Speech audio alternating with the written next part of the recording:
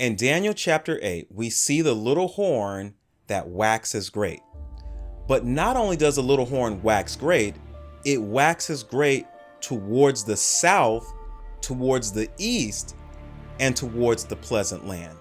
Now, when we look at our little horn checklist, we look at Islam, we look at Imperial Rome, we look at Antiochus Epiphanes, and we look at the papacy. The question that we're going to answer in this study today is, which power does this criteria, does this description match 100%? Are you ready? Let's get to it.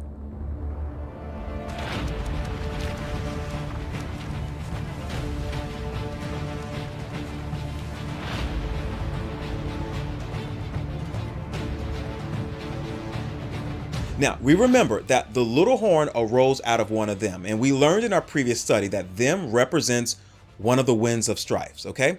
And we should recognize by now that those winds of strife existed during the turmoil of the divided Greek Empire. And this reveals to us that the little horn had to arise after Alexander died and his empire divided, but before Rome conquered the divided Greek Empire, okay? And so all we need to do is really just understand when Alexander died and then when Rome conquered Greece, and that will give us a window of when we should at least expect to see the little horn arise within that window, okay? Now, when we look at the historical record says that Alexander the Great died in 323 BC, okay? And we also recognize that Rome absorbed the divided Greek Empire, depending on the source that you have, somewhere around 64 BC, okay? So it's close to about a 250-year period that we should be able to see the little horn arise. So if the little horn arose before 323 BC or after 64 BC, then it cannot be the little horn. If the power arose before Alexander died, or if it arose after the Roman Empire conquered Greece, that can't be the little horn, okay? So now we're just going to look at our four characters that we're using, and we're going to just plug them in and see which one of them qualify to have risen within this 250-year period, okay? Here we go. Let's go. So let's look at Antiochus Epiphanes. Antiochus Epiphanes rose to power in 175 BC. That is within this window that we talked about. So here we can see that Alexander does qualify as risen within the time frame of the divided Greek Empire. So we put a green check mark next to him. Now, let's look at the Imperial Roman Empire. The Imperial Roman Empire arose into Greece. It rose to power in Greece around 168 BC, okay?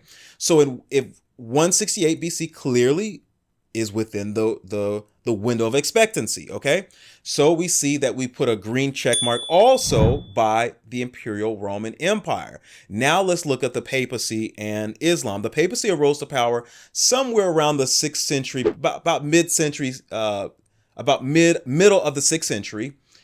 And it came to power then. So we understand that the 6th century is well beyond 64 BC. So here we must put an X next to the papacy because it doesn't qualify. Islam also arose around that time, even after the papacy. It rose in around the 7th century. And if we're looking at the Ottoman Empire as Islam, it arose much later than the 7th century. So we can see that clearly Islam is disqualified as well. So the only two that qualify in this particular portion are Antiochus Epiphanes and the Imperial Roman Empire. Okay, now let's look at the waxing exceedingly great. Now, I do understand that in the text itself, it does say that it didn't just wax great on its own. It waxed great towards something, okay? But before we even go into where it waxed great towards, I want to just focus on the waxing the waxing exceedingly great, okay? Because this is important. So I'm going to just separate it here, even though it's combined, but I'm going to separate it because I think it deserves attention. It deserves for us to focus just on this waxing exceedingly great, because I believe this reveals a lot about the identity of the little horn, okay? Now, first of all, we need to answer the question, what does it mean to wax great? Whether it's exceedingly great or wax great, what is the text really telling us, okay? And I think we can gain an understanding when we look at the Grecian Empire under Alexander the Great. Notice what it says in verse number 8. It says, therefore, the he-goat, and that's Alexander the Great, waxed very great. And when he was strong, the great horn was broken, and for it came up four notable ones towards the four winds of heaven. Now, ladies and gentlemen, what we have to see here is that the waxing great here represents the conquest of Alexander the Great. That's the context of this waxing great. And the reason why we can say that Alexander waxed great is because not only did he conquer the Persians, but he essentially routed them. Thus, we should see that the way a king typically establishes his greatness is through conquest, okay? However, we must remember that the text didn't just say the little horn was great. The text says that the little horn waxed exceedingly great, all right? In other words, Alexander was great, but the little horn was even greater than Alexander. Now, let me ask you a question. Is there any metric that would make us place Antiochus Epiphanes waxing greater than Alexander the Great? Is there any metric that you know of where we can say that Antiochus Epiphanes was greater than Alexander the Great? Now, some may say, well, hold a minute, Tori. Antiochus Epiphanes, he did persecute the saints, and Alexander the Great didn't achieve that feat. Okay, that is true. But when we look at the context of the verse, that's not what the verse is saying. The Bible doesn't say that the little horn waxed great tyrannically. The verse doesn't say that the little horn waxed great persecutorially. The Bible says that the little horn waxed exceedingly great, towards the south, the east, and the pleasant land. Ladies and gentlemen, we should understand that when it says waxing great, this is from a conquest standpoint, not from a persecution standpoint. And we should understand that that Antiochus Epiphanes did not wax great. Under any metrics, did he wax greater than Alexander the Great? Now, the question that I want to pose right now is by asking the question, let's move on to Islam. Did Islam wax exceedingly great? Well, it could be debatable, but I would say yes. Islam, if we're looking at it holistically, if we're looking at it inclusive of the Ottoman Empire, we can say that Islam did, in fact, wax exceedingly great through its conquest. And when we look at the area that it conquests and how long it held on to those territories, I think an argument can be made that Islam waxed exceedingly great. Okay, so we're going to put a green check mark next to Islam. And by the way, we're putting a red check mark or red X in the Antiochus Epiphanes column. Okay, now let's look at the papacy. Did the papacy wax exceedingly great? Well, the papacy did wax exceedingly great, but not in the form of conquest. Okay, the papacy wasn't a powerhouse of conquering nations. That's not what it was. So if we're talking religiously now, that's a whole nother story. But civically, we should understand that the papacy did not wax exceedingly great. Thus, it is disqualified. And we have to understand that the papacy has not yet arrived in the building just yet. Okay, the papacy's coming. It's just not here just yet. Okay, so we're going to disqualify the papacy in this particular portion of the text. And finally, let's look at the Imperial Roman Empire. And we have to ask a question, did Imperial Rome wax exceedingly great? Okay. Now, from my standpoint, from my view, hands down, the Imperial Roman Empire clearly waxed exceedingly great. Okay. And we know this because Daniel 7:7 reveals that this is the only power which the prophecy says, after this I saw in the night visions, and behold, a fourth beast, dreadful and terrible, strong exceedingly. Okay, so we understand that there is an exceedingly in chapter 8, and there's an exceedingly in chapter 7, both in reference to this little horn. Ladies and gentlemen, we understand that when we look at the Roman Empire, we can see that it is differentiated even in chapter 7 by a power that was even more greater, exceedingly powerful than its predecessor, which was the Greek Empire. So even in chapter 7, we have this delineation between Greece and Rome, where Rome seems to be even more fierce than the leopard was, okay? And so I believe this same concept carries over into chapter 8. The power, the little horn in chapter 8 was exceedingly great, just like in chapter 7, it was exceedingly strong. And thus we understand that here the Imperial Roman Empire clearly qualifies as a conquesting power. It clearly waxed exceedingly greater than Alexander the Great. But we must remember, the text didn't say the little horn would just wax exceedingly great. The text says that the little horn waxed exceedingly great towards the south, towards the east, and towards the pleasant land. Now, we're going to save the pleasant land for our next study, because I believe that it deserves more of a focus than what this study can give it, okay? So in this study, we're only going to focus on the south and the east. And now we must ask the question, which one of these powers not only wax great, but they wax great towards the south and the east? And so we're going to begin with the Ottoman Empire, okay? Now, the Ottoman Empire rose around 1299 AD, and it was then that the Turks began to arise, and they began to consolidate, and they began to conquer the nations. And when we look at the territories that they absorbed, it is clear that they conquered the territories that were south because remember, the divided Greek Empire is still our template of north, south, east, and west, okay? So when we look at these compass directions, we can clearly see that the Ottoman Empire waxed great towards the south. It conquered Egypt and even further down, and it clearly conquered the nations of the east. So here we can see that Islam does qualify as waxing great towards the south and towards the east. We're going to put a green check mark next to Islam. Now, let's look at the papacy and let's see, did it wax great towards the south and the east? Now, the papacy wasn't, remember we talked about this before, the papacy wasn't a conquering power. It's not what it was known for. And except for the papal states that it ruled, I think in the mid-Dark Ages, the papacy didn't really have any conquest that it could say it was theirs.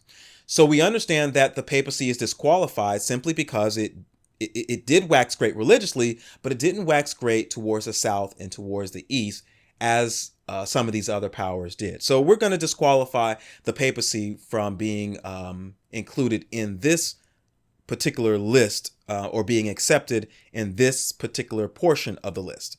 Now, let's look at Antiochus Epiphanes, and we have to ask the question, did Antiochus wax great towards the south and towards the east? Now, according to evangelicals and Catholics, they all say that Antiochus clearly waxed exceedingly great towards the south and towards the east. But is that what the historical record says? Well, let's look at the book of Maccabees, okay? Because this is really where they're getting this information from.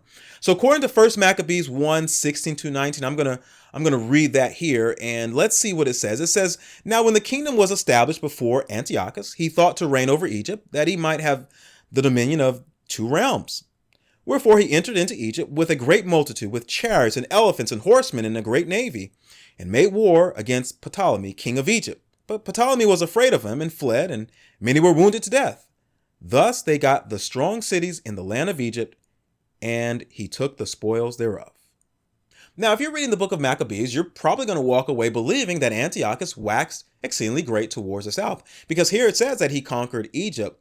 But ladies and gentlemen, what I want to implore you is to not just to read the book of Maccabees, I want you also to read the historical records outside of the book of Maccabees, because they will paint a slightly different picture than what you're going to read in the book of Maccabees. And I'm going to show you why I'm saying that right now. I want you to look at what Encyclopedia Britannica says. It says, Antiochus forestalled an Egyptian expedition to Palestine by invading Egypt. So far, it says exactly what the book of Maccabees is telling us. And notice what it says. It says he defeated the Egyptians between Pelusium and Mount Casion and conquered Pelusium. And in 169, occupied Egypt. But notice what it says next. It says, with the exception of Alexandria, the capital. So, ladies and gentlemen, here we have Antiochus Epiphanes, who went and occupied Egypt, but he never conquered the capital, which was Alexandria. Okay? Now, ladies and gentlemen, what I want to reveal to you, it's a little hard to conquer a nation without conquering its capital. And Antiochus understood that he needed to conquer the capital, but here's what followed after that. Notice what the historical record says. It says, in Eleusis, or Eleusis, a suburb of Alexandria, the Roman ambassador, Gaius Popilius Linnaeus, man, they got some strange names, presented Antiochus with the ultimatum that he evacuate Egypt and Cyprus immediately. Antiochus, taken by surprise, asked for time to consider. Popilius, however, drew a circle in the earth around the king with his walking stick and demanded an unequivocal answer before Antiochus left the circle. Dismayed by the public humiliation, the king quickly agreed to comply. Roman intervention had reestablished the status quo. Now, ladies and gentlemen, I'm not hiding anything from you. You can read the account for yourself. Antiochus Epiphanes occupied Egypt in 168 BC, but he never conquered Alexandria, the capital. Probably within a year later, the Romans came and basically sent him home. And this is what the evangelicals and Catholics are telling us is waxing exceedingly great. But this is not it. Let's see, what did Antiochus Epiphanes do in the east? Because it doesn't just say he waxed great towards the south. It then says he waxed great towards the east. So let's see, does the text line up with the east as well? Now, let me give you the setting. The setting is the ancient kingdom of Armenia. Okay. Now, notice what it says here. It says Artaxerxes, the king of Armenia, I'm probably butchering that, was defeated and briefly, look at that word, briefly captured by the forces of the Seleucid king Antiochus Epiphanes IV. Okay. Antiochus IV Epiphanes. Apparently recognized, and they're talking about the king of Armenia, apparently recognizing Antiochus' authority to secure his release. However, this does not appear to have affected his control over Greater Armenia. Okay, so here's what the text is telling us, or excuse me, not the text. Here's what the excerpt from the encyclopedia is telling us. And here is some of what you're going to understand if you read the excerpt in full, or the whole entry of the encyclopedia. Okay. The king of Armenia was part of the Seleucid Empire, okay? Under, I believe, Antiochus the Great, which I believe was Antiochus III, that part of their empire sort of broke off. So the vassal king, or the vassal governor, was Artaxerxes. I'm probably butchering his name. And he broke off once he saw that Rome was intervening. He took that opportunity as a chance to make that his own kingdom, okay? So we understand the context. Now, Antiochus Epiphanes, realizing that he lost, or that part of his nation was kind of rebelling, he travels back to the king of Armenia, and he captures the king of Armenia. We got to give Antiochus credit for that. He does capture him. But when he captures him, all he does is make the king basically profess allegiance to Antiochus again. And he does do that. But we have to understand that that when he does that, Antiochus then goes about his business. And the historical record says that it really didn't affect the rulership of Artaxerxes. Okay. It didn't really affect his reign in the kingdom. He still basically ruled the kingdom of the ancient kingdom of Armenia. And we know this because when you look up the time that he ruled, it says he ruled from 190 to 159 BC. It doesn't even account for the time that Antiochus captured him. Now, on the way back, Antiochus decides that he's going to continue his reign of terror, quote unquote terror, and capturing people. And notice what 1 Maccabees 6, 1-4 says. It says, about the time King Antiochus traveled. Now, this is after he captures the king and released him after he professed his allegiance to him. Now, this is when he's on his way back. It says, about the time King Antiochus, traveling through the high countries, heard say that Elimius, I'm horrible with spelling, so please forgive me, in the country of Persia, was a city greatly renowned for riches, silver, and gold, and that there was in it a very rich temple, wherein were coverings of gold and breastplates and shields, which Alexander, son of Philip, the Macedonian king, who reigned first among the Grecians, had left there. Wherefore he, Antiochus Epiphanes, came and sought to take the city and to spoil it. But he was not able, because they of the city, having had warning thereof, rose up against him in battle. So he fled and departed thence with great heaviness and returned to Babylon. And soon after, Antiochus Epiphanes would end up dying. Now, ladies and gentlemen, let's sum up what the historical record says about Antiochus Epiphanes. According to the historical record, Antiochus Epiphanes attacked Egypt, took control of the country, but never conquered its capital. A year later, the Romans came and forced him to retreat. Then he goes to the east. He captures the king of Armenia, who was essentially a governor of Seleucia, and Antiochus forces him to give him his allegiance, make his allegiance to Antiochus. And according to the historical record, that doesn't really even affect the Armenian king's rulership in the kingdom. All right. Then Antiochus Epiphanes goes to Persepolis.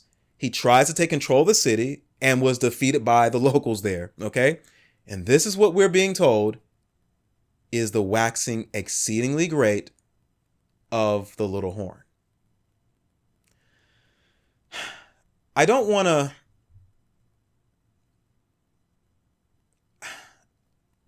come across as sarcastic. I don't know how anyone believes this. I don't know how anyone that is just reading this would say Antiochus Epiphanes waxed great towards the south and towards the east. I'm putting a red check mark next to him because clearly, if we look at it, he held Egypt for a year, got beat there, went to the east, captured a king, let him go, went to Persepolis, got beat there.